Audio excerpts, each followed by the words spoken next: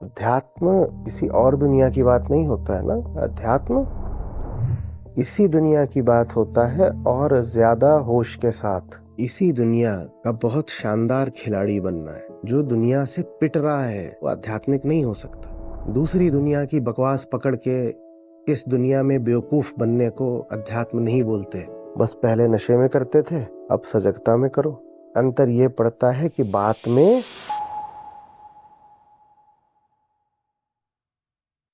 जो समझने की बात है,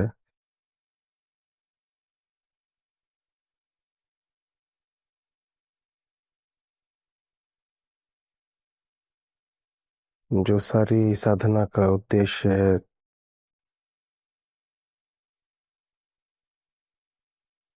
ऐसा नहीं है कि उसका और शब्दों का कोई रिश्ता होता ही नहीं है।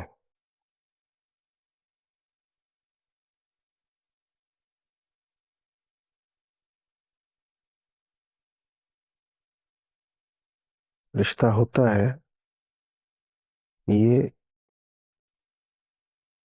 कि उस बोध बिंदु से जो भी कहा जाता है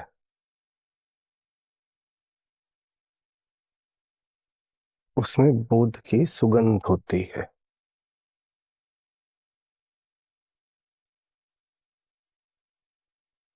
हम्म? बोध बिंदु मतलब वो जगह, आत्मा कह लीजिए, जिस तक पहुंचने के लिए सारी आंतरिक यात्रा करी जाती है।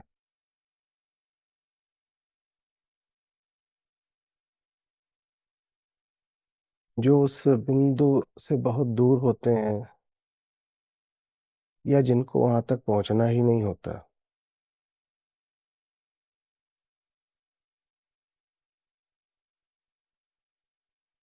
वो शब्दों का प्रयोग करते हैं समझ के विकल्प के रूप में। यहाँ पर समझ, बोध, बोध बिंदु, आत्मा, इन सब से एक ही चीज की ओर इशारा हो रहा है। ठीक है ना।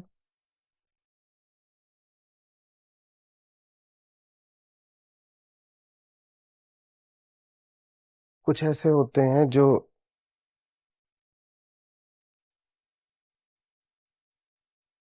बोलते हैं ताकि न पहुंचने की भरपाई हो सके,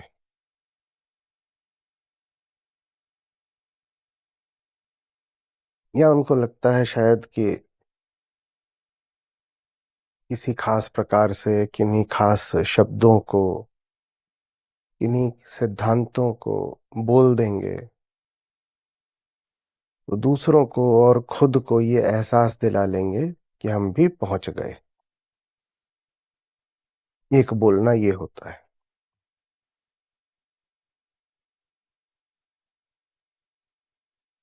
ऐसे बोलने को बहुत नकारा गया है। बार बार कहा गया है कि जो अथाह है, अनंत है,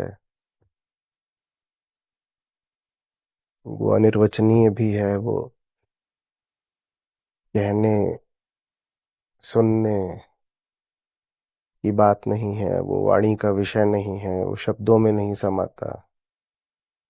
ठीक है।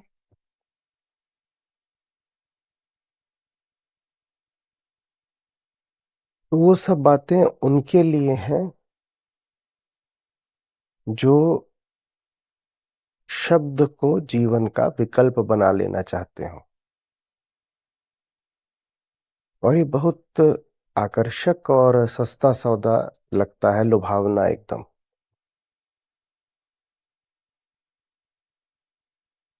बहुत हद तक तो ऐसा हुआ है परंपरागत रूप से कि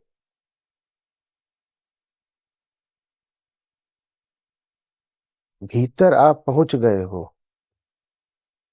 इसका प्रमाण ही इस बात को माना जाने लगा है कि आपने एक विशेष प्रकार की पारलौकिक मिस्टिकल बातें करनी शुरू कर दी कि नहीं शुरू कर दी।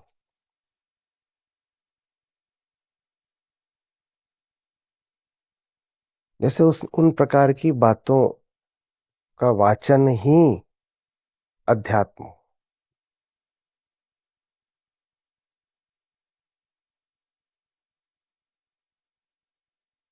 दूसरे लोग भी आध्यात्मिक आदमी को ऐसे ही पहचानते हैं और आध्यात्मिक आदमी स्वयं को भी ऐसे ही पहचानता है कि देखो अब मैं ऐसे कह पाता हूं ना।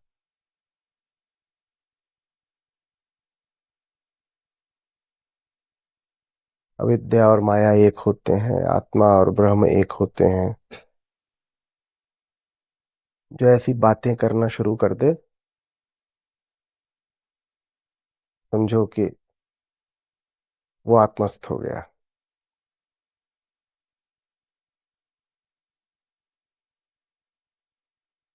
इस बात को, इस नजरिए को ज्ञानियों ने बहुत धिक्कारा है, लेकिन फिर भी ये नजरिया बहुत प्रचलित रहा है। हम्म,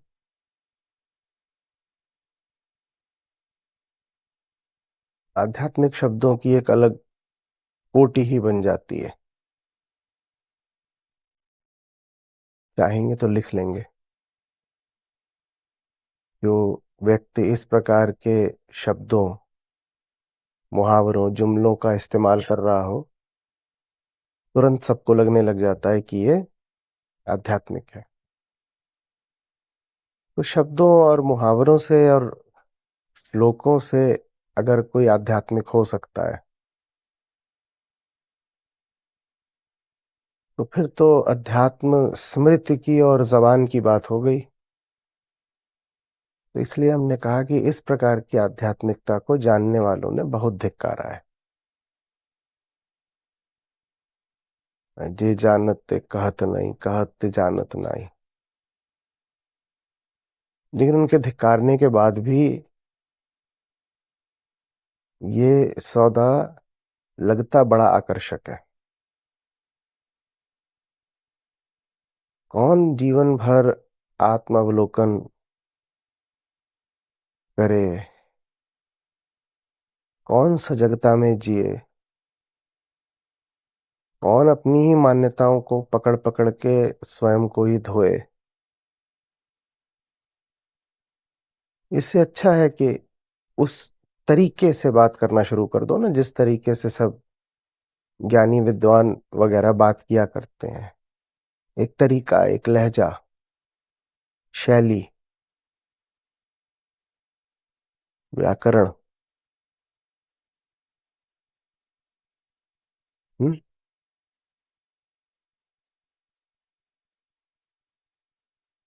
ये नकली आदमी की निशानी है।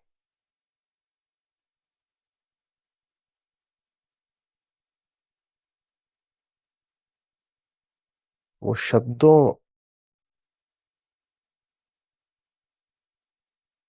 का प्रयोग कर रहा है विकल्प के तौर पर। वो शब्दों को खड़ा कर रहा है आत्मा के समकक्ष, प्रतिद्वंदी बनाकर।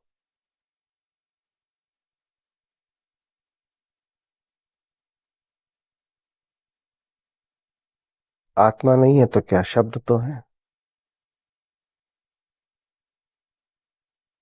और दुनिया में काम चल भी जाता है।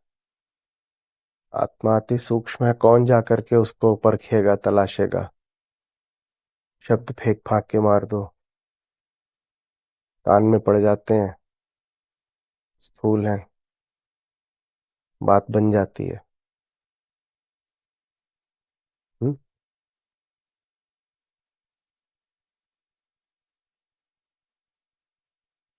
और दूसरा एक रिश्ता होता है बोध और शब्द के बीच में। ये शब्द बोध के प्रतिद्वंदी नहीं होते, परिचारक होते हैं।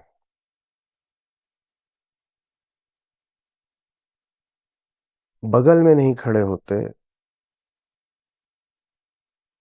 तुलना करने के लिए, होड़ करने के लिए पीछे पीछे चलते हैं।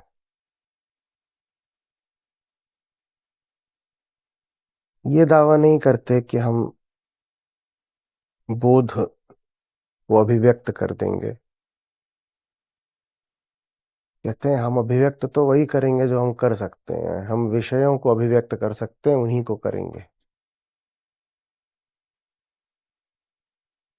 और चूंकि हम बोध के पीछे पीछे चल रहे हैं, तो इसीलिए हमारी सारी अभिव्यक्तियां प्रकाश में, बोध के प्रकाश में होंगी। हम बोध को नहीं अभिव्यक्त कर रहे, हम बोध में अभिव्यक्ति कर रहे हैं। सब लोग चूकते हैं, आप सब लोग भी इसी में चूकते हैं।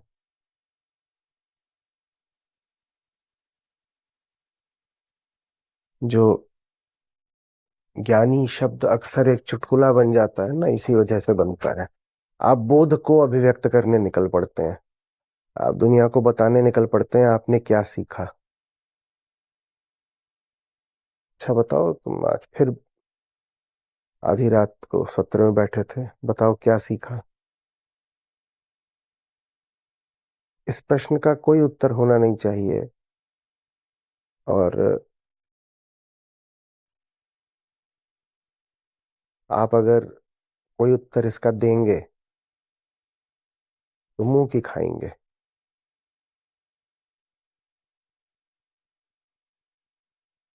एक तो ये हो सकता है कुछ उतरा ही ना हो भीतर, और दूसरा ये कि अगर कुछ उतरा है तो वो उतरने वाली चीज इतनी वृहद होती है, इतनी सेक्रेड होती है कि उसको आप शब्द में अभिव्यक्त करने की कोशिश करेंगे तो उसका मजाक बना देंगे।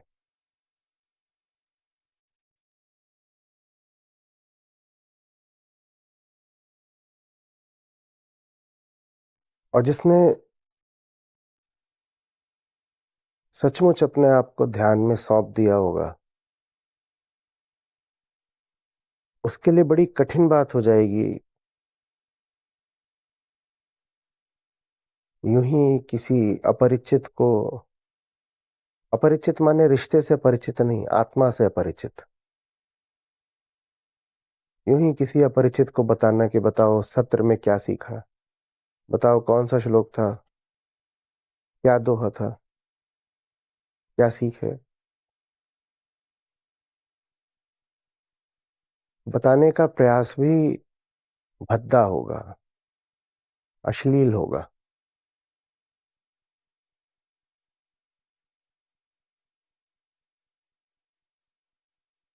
बोध चीज ऐसी नहीं है जिसका शब्दों में अनुवाद संभव हो। शब्द किसी छोटे विषय को इंगित करने के लिए ठीक होते हैं, वहां तक उनका दायरा है। उसके आगे जब शब्दों का इस्तेमाल किया जाता है तो बात वैसे ही मजाक की हो जाती है कि वहां जा रहा है हवाई जहाज, और नीचे बच्चे गुलेल से उस पर निशाना मार रहे हैं। आकाश तक तुम्हारी गुलेल नहीं पहुंच सकती, आत्मा तक तुम्हारे शब्द नहीं पहुंच सकते। जो जानकार है वो ये देखेगा और हंसेगा, गुलेल से हवाई जहाज मार, गुलेल से तो फिर भी हो सकता है हवाई जहाज पे निशाना लग जाए, कौन जाने। बनाई जा सकती है एक बहुत बड़ी ऐसी कैटापुल्ट, और कोई नौसिखिया हो बहुत नीचे नीचे उड़ा रहा हो, मार दिया लग गया।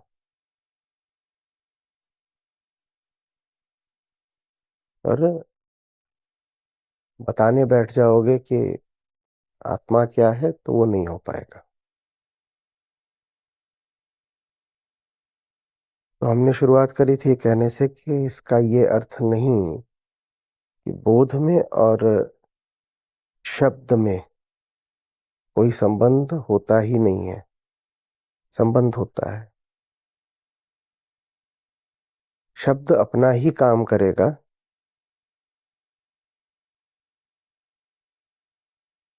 आप दुनिया की ही बात करोगे, पर दुनिया की बात करने में एक तेज रहेगा। बेहोश आदमी भी दुनिया के बारे में ही बात करता है, और कोई महाज्ञानी हो वो भी अगर बात कर रहा है तो दुनिया की ही कर रहा होगा। दुनिया से आगे की तो कोई बात होती नहीं। दुनिया से आगे की अगर आप बात कर रहे हैं तो वो भी फिर दुनियादारी ही है।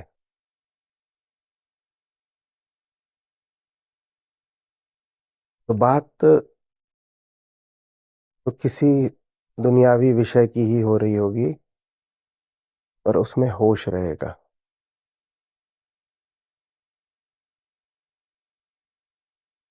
जैसे पहले अंधेरे कमरे में आप बात कर रहे हो, कमरे में रखे हुए विषयों के बारे में। बात तो तब भी कर ही रहे हैं। कमरे में 100 चीजें रखी हैं और आप उनके बारे में बात कर रहे हैं, कमरे में अंधेरा है। बात तो हो ही रही है। और फिर रोशनी छा जाती है। अब आप रोशनी में बात कर रहे हैं कमरे में रखी हुई चीजों के बारे में। बात अभी भी बात ही है, और बात अभी भी कमरे में ही रखे विषयों के बारे में ही है। और बात की गुणवत्ता में अंतर आ जाएगा। ऐसा नहीं है कि पहले आप सांसारिक थे तो कमरे में रखे विषयों की बात करते थे, और अब आप आध्यात्मिक हैं तो कमरे में छाए प्रकाश की बात करते हैं। नहीं नहीं, जब आप अपने आप को सांसारिक कहते थे तब भी आप कमरे के विषयों की ही बात करेंगे, और जब आप अपने आप को आध्यात्मिक कह रहे हैं बात तो तब भी आपको इसी दुनिया के इसी कमरे के विषयों की ही करनी पड़ेगी। विषयों के अलावा और किसी की बात नहीं हो सकती है। जिसकी बात करने लग जाओ वो विषय ही है, और कुछ नहीं। तो बातचीत तो इन्हीं सब चीजों की होगी। यही जिंदगी है। यही उठना बैठना, यही खाना पीना, यही मैं, यही तुम, यही कमाना, काम पर जाना, घर आना, रिश्ते, कपड़े, जन्म मृत्यु, यही तो होती है जिंदगी। और क्या होता है? अड़ोस पड़ोस, दुनिया, मनोरंजन।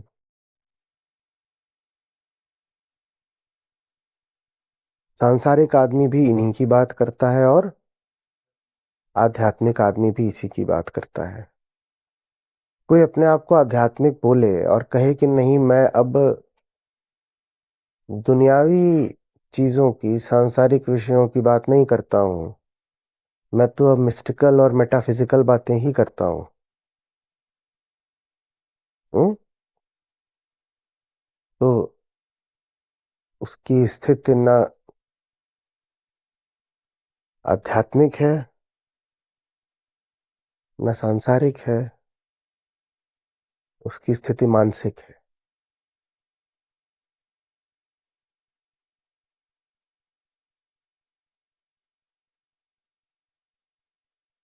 और ये बहुत होता है, विशेषकर भारत में तो चलन है।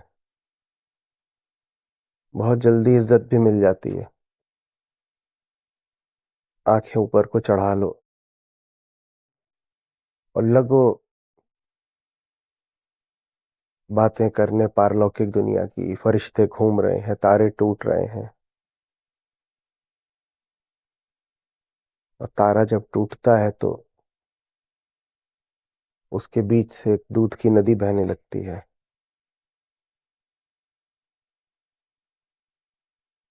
हम्म। और तभी उस नदी में से दुग्ध स्नान की हुई अप्सरा खड़ी हो जाती है, और क्योंकि वो टूटे तारे से उठी है। तो इसलिए वो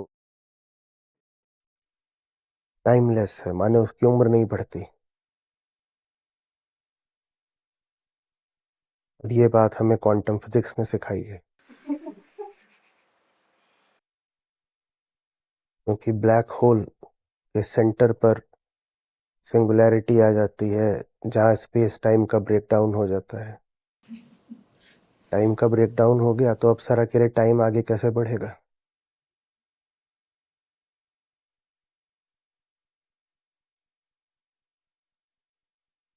महाराज महाराज, आपके चरण कहाँ हैं प्रभु। मॉडर्न फिजिक्स वहां कोने में खड़े होकर रो रही है।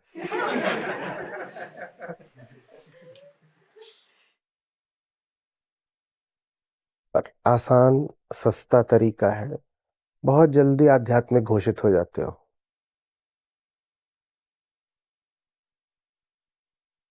कोई पूछे कि दुनिया में इतनी आर्थिक असमानता क्यों है, गरीब इतना गरीब क्यों है, अमीर इतना अमीर क्यों है,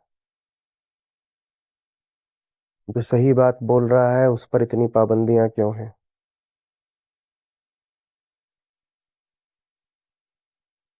मूर्खता का और धोखे का प्रोपेगेंडा करने वाले को हर तरीके से सहायता क्यों है, बताइए ना महाराज, क्यों है। तो महाराज कहेंगे ये सब तो दुनियादारी के मुद्दे हैं, और दुनियादारी से हमें कोई मतलब रहा नहीं, क्योंकि अब हम हो गए हैं आध्यात्मिक। तो अब तो हम बस नोवा सुपरनोवा, पल्सर्स, इनकी बातें करते हैं। दूर दूर ठिकाना है हमारा। ये हम भी करते हैं, किसी और पर नहीं हंस रहे हैं हम।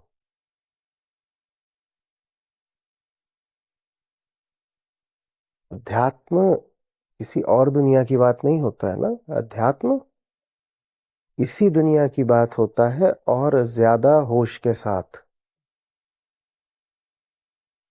यही आपको जीना है, यही मरना है, यही आपके सब विषय हैं, यही सब आपकी कामनाएं हैं, यही सब आपके डर हैं। आप और कहाँ की बात करने बैठ गए, यहीं की बात करो। हम्म। बस पहले नशे में करते थे, अब सजगता में करो।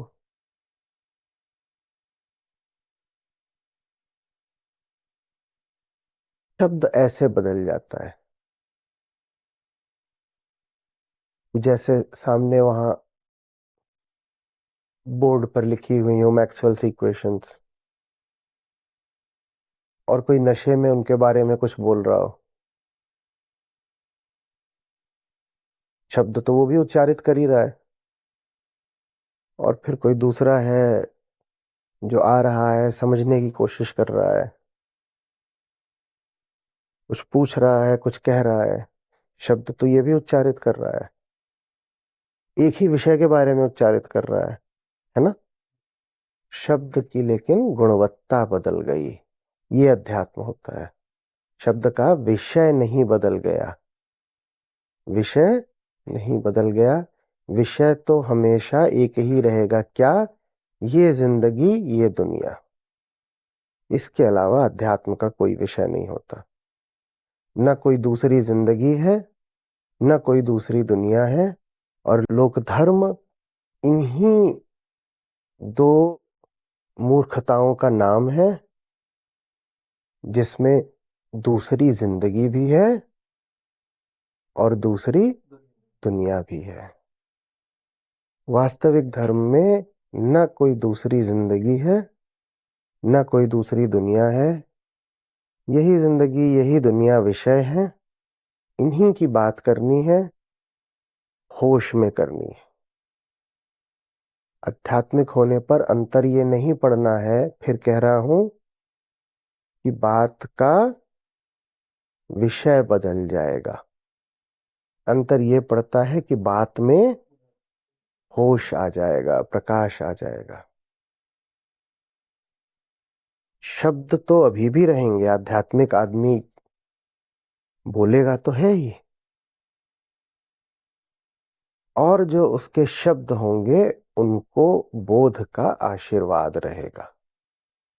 वो ये धृष्टता नहीं करेंगे कि हम बोध के बारे में बोल रहे हैं, वो कहेंगे कि हम बोध के आशीर्वाद से बोल रहे हैं।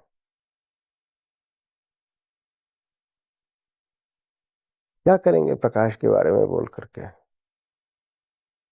प्रकाश है तो दिख रहा है, तो अब जो चीज दिख रही है उसके बारे में बोलिए ना, के बारे में बोलिए, क्योंकि लेना देना आपका उन चीजों से है। यही जिंदगी, यही दुनिया। समझ में आ रही है बात? ये है।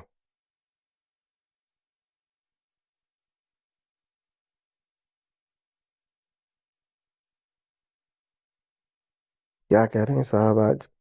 समझे बने कहे नहीं आवे, भयो आनंद भरपूर।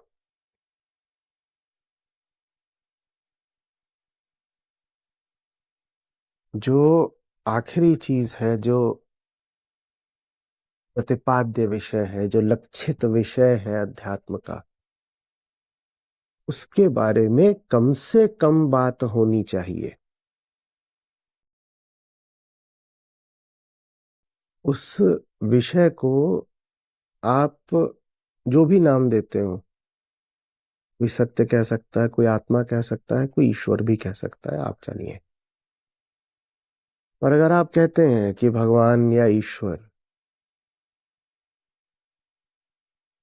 लक्ष्य है आपकी साधना का, वही अंतिम बात है, तो वेदांत कहता है नाम कम से कम लेना। क्योंकि नाम उसी का लिया जा सकता है जो तुम्हारे ही तल का हो।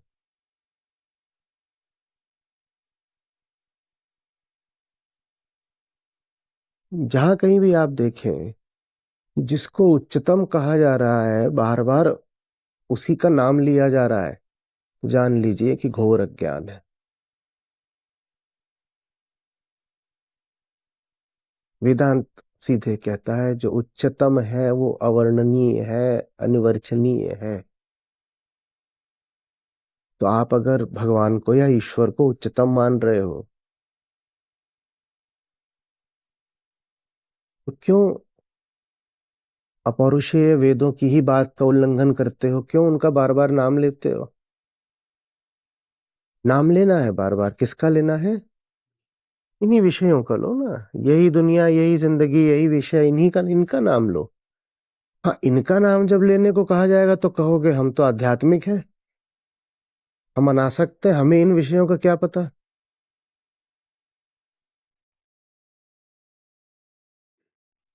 हम्म?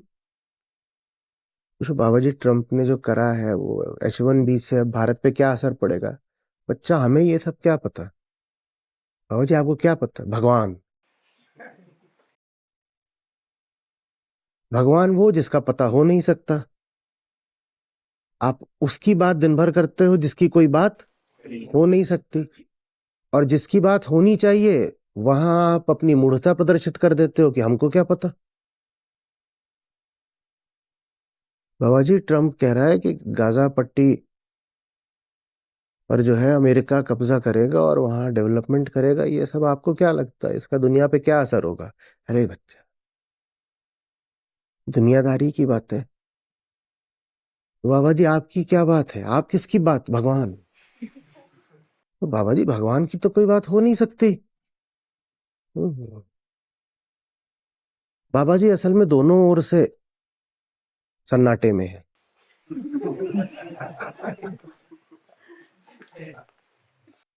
हंसो मत, आधे बाबा जी यहाँ भी हैं, हम भी यही करते हैं। बात यहाँ किसी बाहर वाले का मखौल उड़ाने की नहीं है, बात अपने भीतर झांकने की है। हम भी यही करते हैं।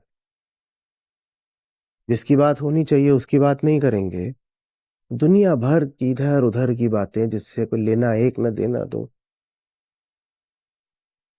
और तो चलो बातें बस अधिक से अधिक अप्रासंगिक हो सकती हैं, हमने कहा लेना एक न देना तो। पर तुम उच्चतम की बात कर रहे हो तो उसकी तो बात भी नहीं हो सकती। काहे को उसकी टांग खींचे पड़े हो जिसकी कोई टांग ही नहीं। लटक गए हैं बिल्कुल, हाँ। जिसका एक बार नाम नहीं ले जा सकता, कह रहे 108 बार नाम लो। जैसे कि शून्य को 108 बार जोड़ने से कोई बड़ी संख्या हासिल हो जाएगी।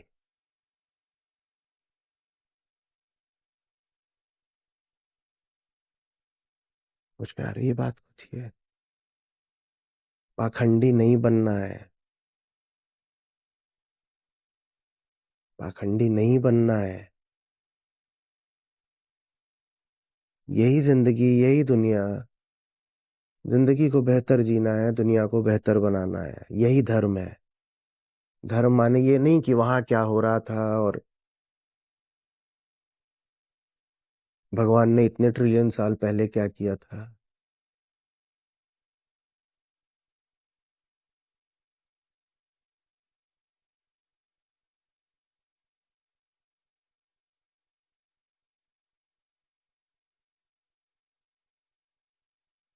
इसी दुनिया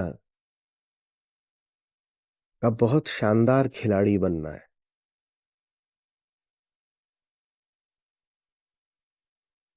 अध्यात्म के नाम पर जब किसी का भगोड़ापन दिखाई पड़ता है, किसी को पलायन करते देखते हैं, खासकर जवान व्यक्ति को, तो वो बड़ा शोचनीय दृश्य होता है।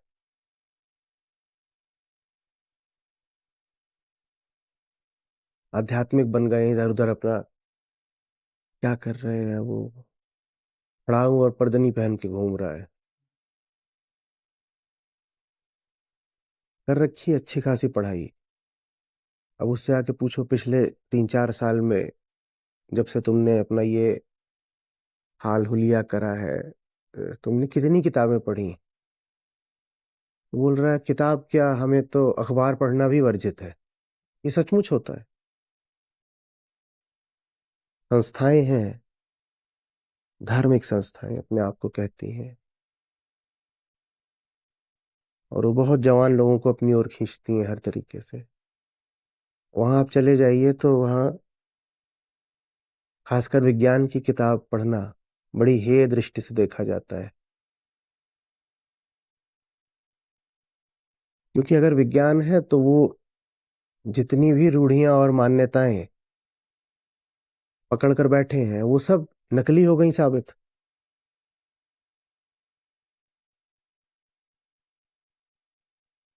सब नकली साबित हो गई।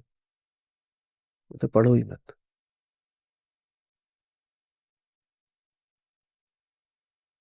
कल किसी ने भेजा एक,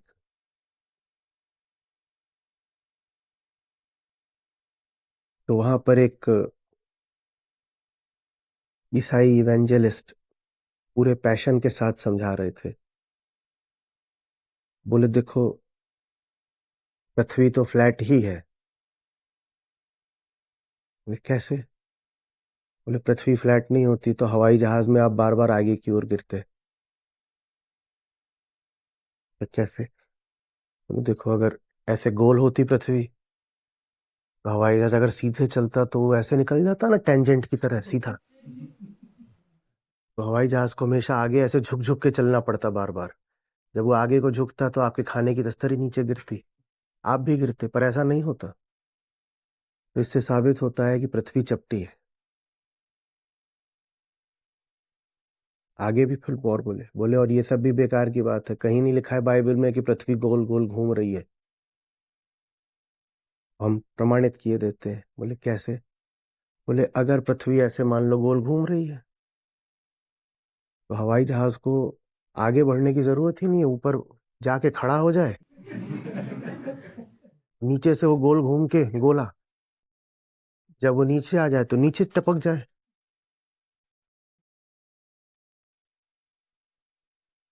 ऐसा आध्यात्मिक नहीं बनना है। हम्म।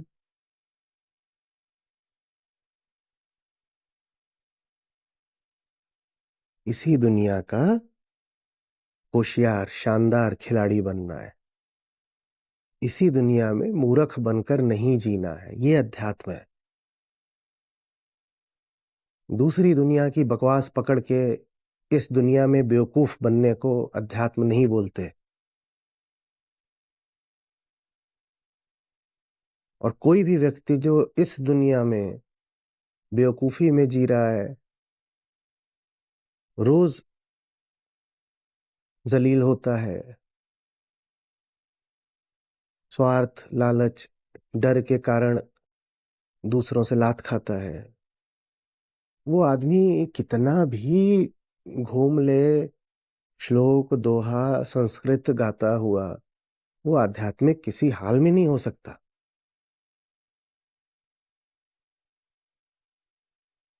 जो दुनिया से पिट रहा है, एक ही दुनिया है यही, यहां जो पिटाई पा रहा है वो आध्यात्मिक नहीं हो सकता। लेकिन हमने ये देखा है कि जो यहाँ जितनी पिटाई पा रहे होते हैं, वो अपने आप को उतना आध्यात्मिक बताते हैं, बोलते हैं हमको, हम तो जानते ही नहीं, सीधे आदमी हैं, अल्लाह के बंदे हैं, हमें तो दीन से और बाद की दुनिया से मतलब है, तो इसलिए दुनिया आकर हमें पीट जाती है।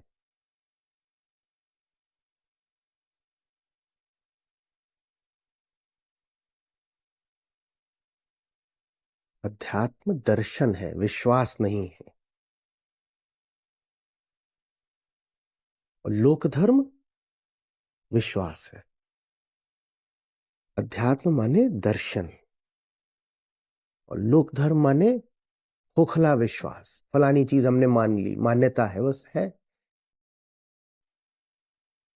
बोले वो दुनिया है वो भगवान ने बनाई। अच्छा, कैसे पता? बोले हम मानते हैं। बोले नहीं, दुनिया भगवान के ड्राइवर ने बनाई। बोले माना तो फिर ये भी जा सकता है, भगवान के पास एक पुरानी इम्पाला है। बोले भगवान के पास इम्पाला कैसे आएगी जब दुनिया अभी बनी नहीं? बोले माना तो कुछ भी जा सकता है, जब मानने की ही बात है तो कुछ भी मानेंगे। बोले उस इम्पाला में एक ड्राइवर है। बोले ड्राइवर कैसे आया जब भगवान ने अभी दुनिया नहीं बनाई? मानना ही तो है, कुछ भी मानेंगे। बोले उस ड्राइवर ने दुनिया बनाई। नहीं, तुम कुछ भी मान सकते हो, जिसका न कोई तीर न तुक न तर्क, फिर कुछ भी माना जा सकता है, वो लोक धर्म कहलाता है, उसका अध्यात्म से दूर दूर तक कोई संबंध नहीं है। समझ में आ रही है बात?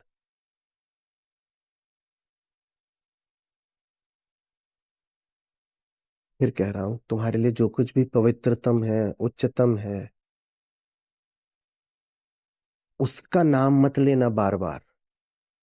ठीक वैसे जैसे दिन भर सूरज की ओर नहीं देखा जाता आंखें उठा उठा के। सूरज है, सूरज के होने से दिन है। आप में से कितने लोगों ने आज सूरज को देखा है कि हम देख रहे हैं, अभी सूरज को देख रहे हैं?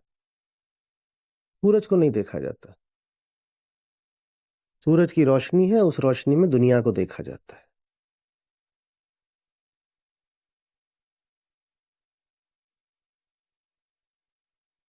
सूरज से ऊर्जा है, उस ऊर्जा से जीवन जिया जाता है।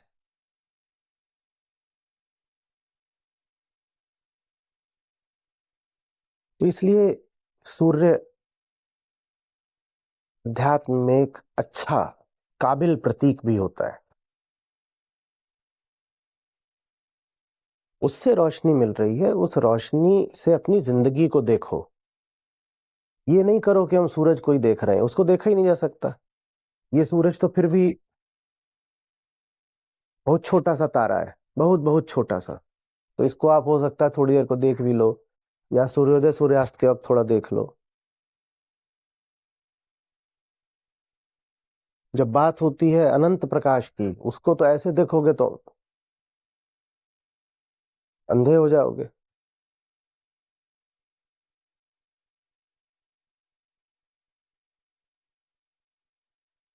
उसको नहीं देखा जाता। तो सत्य, आत्मा, ब्रह्म, भगवान, इनकी बात नहीं की जाती। और जो मिले कि यही यही बातें कर रहा है, बच के चलो, बच के चलो। भगवत्ता है कि नहीं जीवन में, इसका प्रमाण यह होता है कि दुनिया के विषयों के बारे में तुम बोध में बात कर पा रहे हो कि नहीं। परोक्ष रूप से प्रमाण मिलता है आपके जीवन में आत्मा की उपस्थिति का। परोक्ष प्रमाण मिलता है हमेशा। प्रत्यक्ष नहीं होता कि कोई बार बार आके कह रहा है आत्म राम तुम्हारे आत्मस्थ है, या कोई बार बार आके कह रहा है ईश्वर ईश्वर, भगवान भगवान, तो उसके जीवन में बड़ा ऐश्वर्य है या भगवत्ता है। कुछ नहीं ऐसा।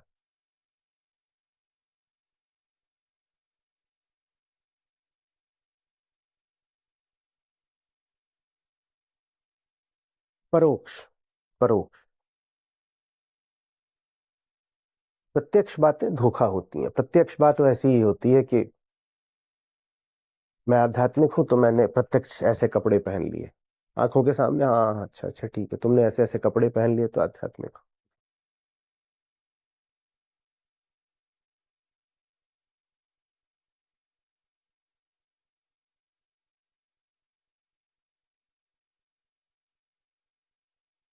हम दुनिया में चोट खाते हैं, इसीलिए अध्यात्म की जरूरत होती है ना। पूरे क्षेत्र की परिभाषा स्पष्ट है ना। देखो, अध्यात्म पशुओं के लिए नहीं होता, ठीक, और मनुष्यों के लिए भी अध्यात्म बस पिछले कुछ हजार सालों से प्रासंगिक हुआ है, वैध हुआ है। मनुष्य में भी जब तक विचार की क्षमता नहीं थी तब तक अध्यात्म जैसी कोई चीज उसके लिए नहीं थी। तो ये जो हमारी विशेष प्रजाति है, उसकी वर्तमान में जो विशेष स्थिति है, मात्र इस प्रजाति की इस स्थिति के लिए अध्यात्म उपयोगी है। अभी कहीं पर एक्स्ट्रा टेरेस्ट्रियल लाइफ मिल जाए, एलियंस आ जाएं,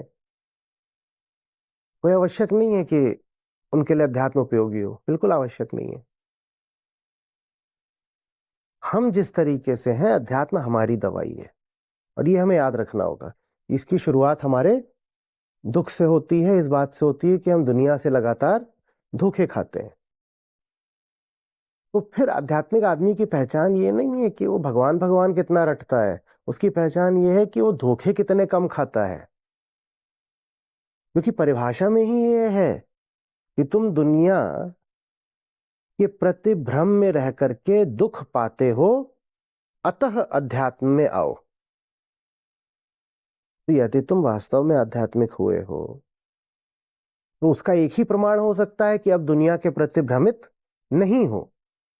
ये थोड़ी प्रमाण है कि गजब हरकतें शुरू कर दी हैं और तमाशा।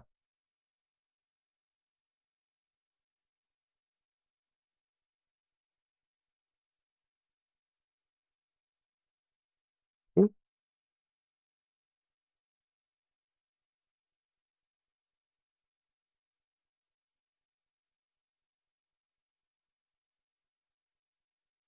भयो आनंद भरपूर, दुख हटाना उद्देश्य है। जुमलाबाजी करना, 100 तरीके के नाम बताना, ये उद्देश्य नहीं है। समझे बने कहे नहीं आवे, ज्यादा कहा कही उद्देश्य नहीं है।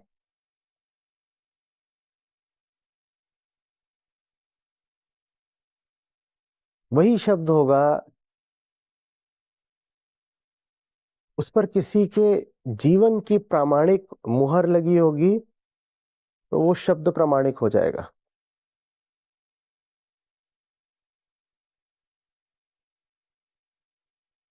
और कोई बहुत ऊंचा शब्द हो सकता है पर उस पर आपके बोध की मुहर नहीं लगी है, तो वो ऊंचा शब्द भी आपके आपके मुंह से निकलकर गंदा हो गया।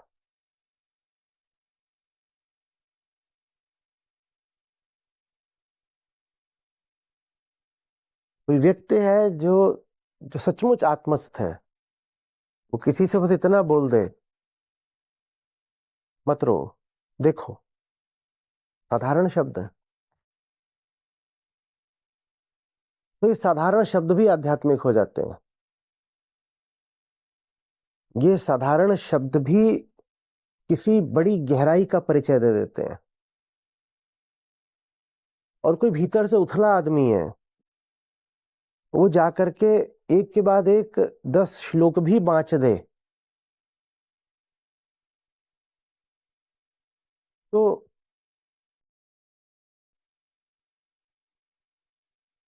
कोई वास्तविक परिवर्तन नहीं आता। हाँ, इतना होता है कि श्लोकों का अपमान हो जाता है। आप लोग कई बार पूछा करते हो ना, हमारी लोग सुनते क्यों नहीं? क्योंकि आप के शब्द आपके हृदय से आ नहीं रहे हैं। हृदय को तो आपने बचा कर रखा हुआ है कि उस पर अध्यात्म की किरण पहुंचे ही नहीं।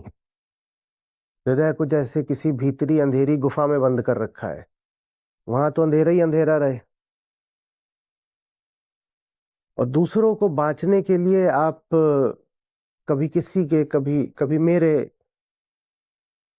शब्दों का इस्तेमाल कर लेते हो, तो उससे सामने वाला बिल्कुल भी ये मान नहीं जाएगा कि आप आध्यात्मिक हो या कि अध्यात्म से कोई फायदा होता है। हाँ, इतना वो जरूर समझ जाएगा कि अध्यात्म माने पाखंड। और खासकर जब आप बात कर रहे होगे अपने परिवार के लोगों से या यार दोस्तों से, उनके सामने पाखंड चलाना मुश्किल है। अनजानी भीड़ को बेवकूफ बना देना एक बार को फिर भी सरल है।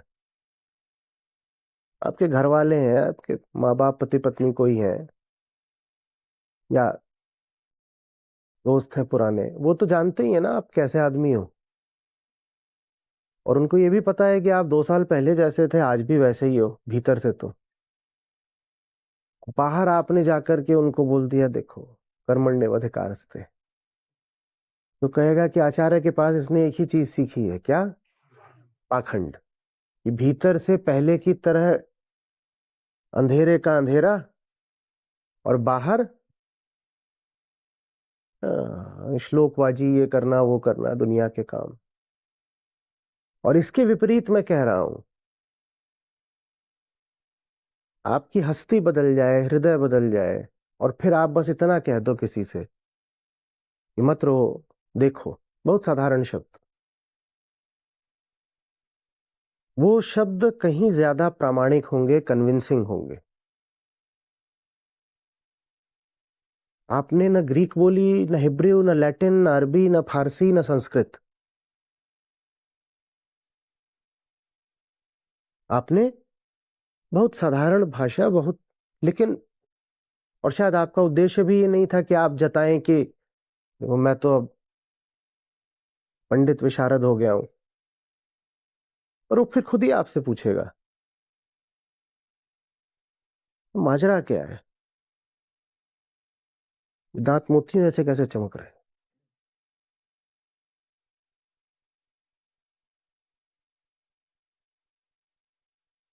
हम्म।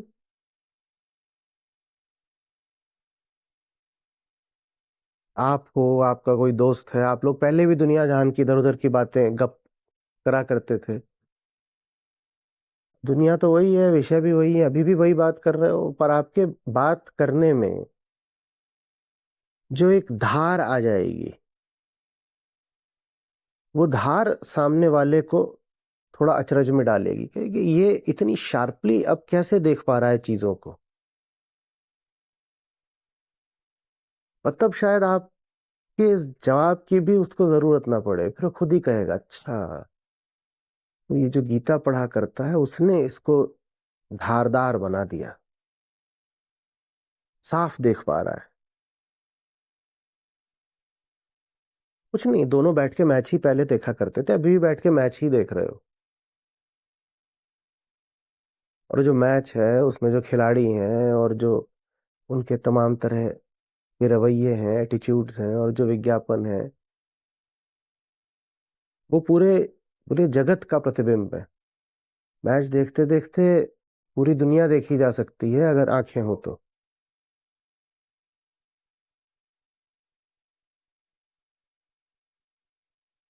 और आप बैठ जाओ, 2 जने बैठे हैं मैच देखने, तो पहले दोनों बैठा करते थे यार, तो मैच देखते थे और गाली-गलौज करते थे, स्क्रीन पे चप्पल फेंक के मारते थे। यही सब होता है। पॉपकॉर्न खाते थे, बियर पीते थे। हाँ?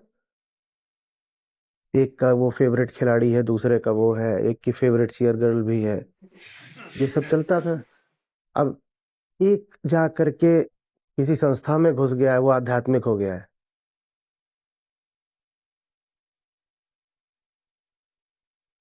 दोनों मैच देखने बैठे हैं, तो जितनी बार विकेट गिरता है, उतनी बार वो कहता है कि मैं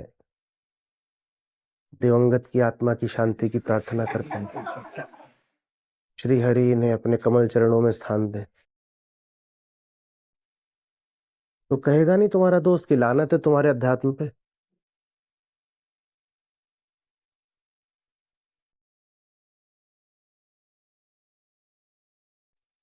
ये है अध्यात्म का मतलब। या कि कह रहे हो कि अब हम ये मतलब ही नहीं रखते हैं ये सब, ये क्या है? ये तो छोटे बच्चों का खेल-खिलौना है।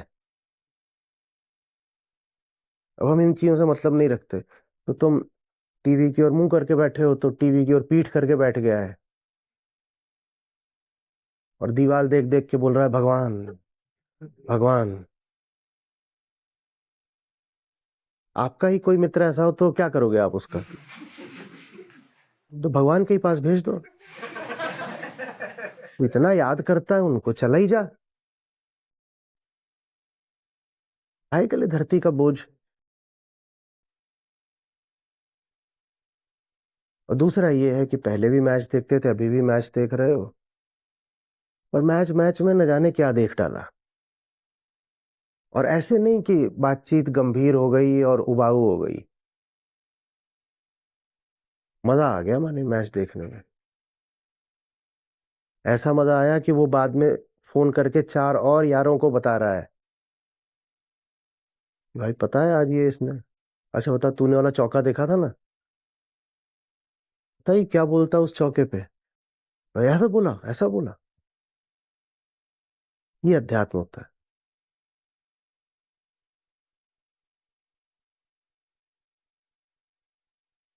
चौके में दोहा निकाल दिया।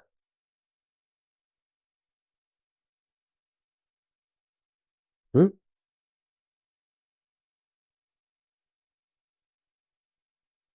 यही मौलिकता होती है अध्यात्म की। ये थोड़ी कि पुराने लोग जो बातें बोल गए हैं उसी को लेके दोहरा रहे हैं, दोहरा रहे हैं। उन्होंने किसी और की बात दोहराई थी क्या?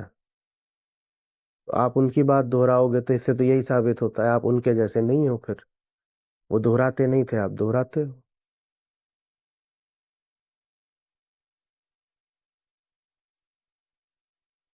उल्टी गंगा मत बहाइएगा।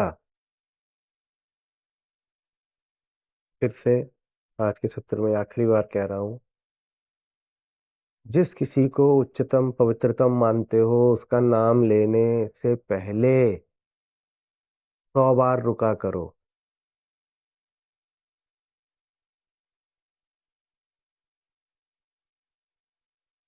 नाम अपने तल वालों को दिए जाते हैं। ऋषि पागल नहीं थे जो उन्होंने कहा था कि उस सत्ता का कोई नाम होता भी नहीं और तुम नाम सोचने की कोशिश भी मत करना, ये बेअदबी है।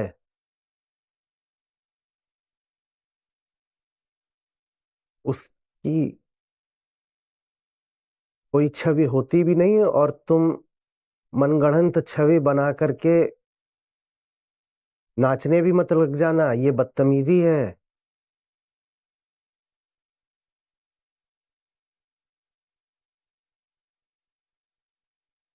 और नहीं अगर उदाहरण याद आए तो बस सूरज की ओर ऐसे देख लीजिएगा, दोपहर चढ़ा हुआ सूरज हो, मत देखिएगा, अंधे हो जाएंगे।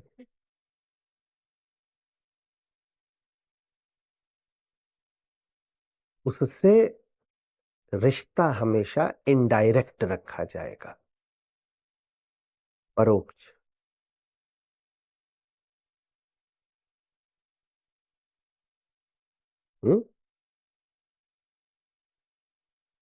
जैसे आकाश से रिश्ता होता है, ये सब कुछ आकाश में है, तो आकाश की थोड़ी बात की जाती है, जो है आकाश में उसकी बात की जाती है। क्योंकि अध्यात्म दुख हटाने के लिए, दुख पहले भी आकाश से तो नहीं था ना, दुख किससे था?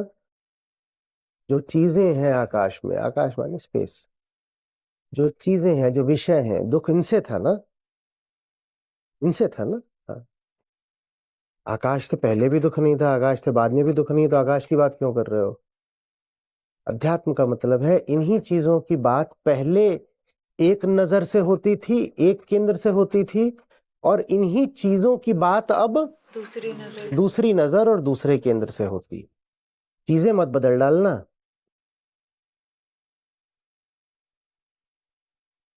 ये बहुत गड़बड़ काम करते हैं, चीज ही बदल डाली, विषय ही बदल डाले।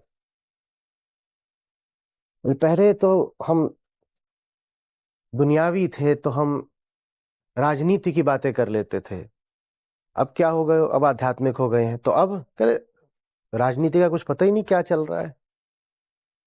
नहीं, राजनीति की बातें तुम अभी भी करो, बिल्कुल करो, पर होश में करो। पहले तुम राजनीति की बातें करते थे किसी नेता के भक्त बनकर, बिना जाने भी कि मैनिफेस्टो में क्या है, किसी पार्टी का समर्थन करने निकल पड़ते थे। आज तुमको दुनिया की भी खबर है और पार्टी का भी समर्थन करने से पहले मैनिफेस्टो पढ़ते हो और कहते हो दुनिया के जो बड़े मुद्दे हैं इस मैनिफेस्टो में हैं कि नहीं।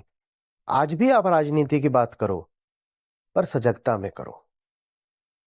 कम्युनिटी पर कई लोग आकर कहते हैं अरे यहाँ ये बातें क्यों हो रही हैं, क्यों ना हो, हर बात होनी चाहिए, किसी बात की मनाही नहीं है, मूर्खता की मनाही है।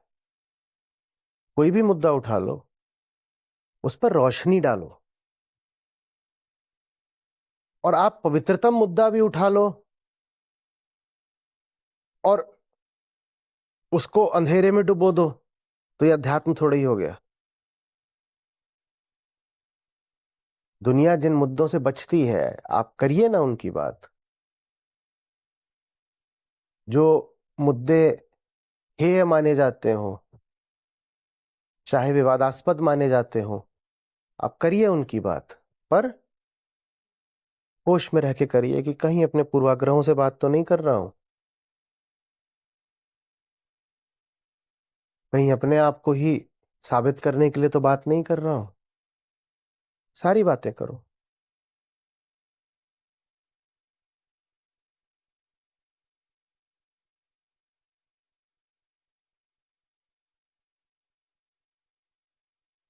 आपको खुशी होगी इस नाते जो हमारी अपनी ऐप है जिसमें हमारे गीता और बाकी सब कार्यक्रम चलते हैं। यहाँ पर बुद्ध हैं, गीता है, उपनिषद हैं, अष्टावक्र हैं। ये मुझे मिले, मेरी ज़िंदगी बदली, ये तुम्हें मिलेंगे, तुम्हारी ज़िंदगी भी बदलेगी। सच पूछिए तो मतलब लाखों नहीं तो कम से कम हज़ारों ज़िंदगियाँ तो हैं जो बिल्कुल बदली हैं। 2 लाख से अधिक गीता प्रतिभागियों के साथ जुड़े आचार्य प्रशांत ऐप पर पहला महीना बिल्कुल फ्री गीता मिशन का पूरा एक्सेस। ऐप पर आपको मिलेंगे नियमित लाइव सत्र, हर दिन आचार्य प्रशांत के विशेष संवाद, गीता कम्युनिटी का एक्सेस, गीता परीक्षा, चयनित समाचार, ऑडियो बुक्स, कोट्स और भी बहुत कुछ। गूगल प्ले स्टोर या एप्पल ऐप स्टोर पर आचार्य प्रशांत सर्च करें और अभी डाउनलोड करें।